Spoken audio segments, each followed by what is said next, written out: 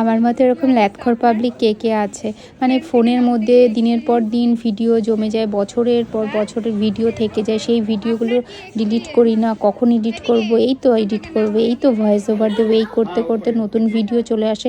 নতুন ভিডিও জমতে জমতে পুরনো ভিডিওগুলো সেই এডিট আর ভয়েস ওভারের অভাবে শেষমেশ ডিলিট করতে হয় ভাইটাল ভিডিওগুলো। এমনই একটা এই ভিডিওটা ছিল হচ্ছে আমরা ভুলভুলাইয়া 3 দেখতে গেছিলাম। সেই সময় জগদ্ধাত্রী পুজো ছিল, ভাবো কবেকারের। সেই ভুলভুলাইয়া 3 দেখতে গিয়ে শেষমেশ বোন আর তাতাই তো একদম ট্রেনের মধ্যে পড়েই যাচ্ছিল, এই অবস্থা। ওদেরকে কোনো রকমে টেনে বার করা হয়েছে, মানে ওরাই নিজেরা টেনে ঠেলে ঠুলে বেরিয়েছে, বিচ্ছিরি অবস্থা। আর ভুলভুলাইয়া 3 সত্যি ভীষণই ফানি, কোনো ভয়ের তো এখানে কোনো কিছুই ছিল না। মানে তোমরা কে কে ভুলভুলাইয়া 3 দেখেছিলে?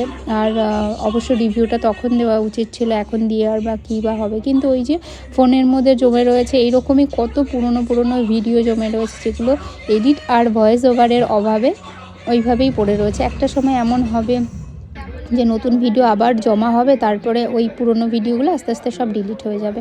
আমি এখানে ওদেরকে জিজ্ঞেস করছিলাম যে তোদের কেমন লাগছে ভিডিও, মানে সিনেমাটা দেখতে। সত্যিই পুরো একদম ফালতু হয়েছে। আর হল ভর্তি লোকজন, মানে ভয় পাবে কি, হেসেই মানে লুটোপুটি এখানে, মানে বিচ্ছিরি। আমাদের একটা সময় মানে বোর লাগছিলো ব্যাপারটা। একটা সময় মনে হয়েছিল যে কেন আমরা এই সিনেমা হলে পয়সা খরচ করে দেখতে এলাম। যাই হোক, দেখে গেছি যখন, তখন ওই ভিডিওটা বসে টাইম পাস করার মতো ছাড়া তো আর কোনো কিছু উপায় ছিল না।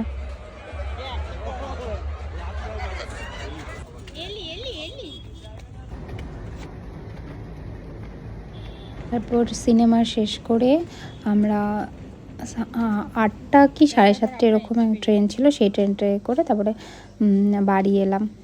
তো পুরনো ভিডিও এখন পোস্ট করছি, মানে কি আমার অবস্থা।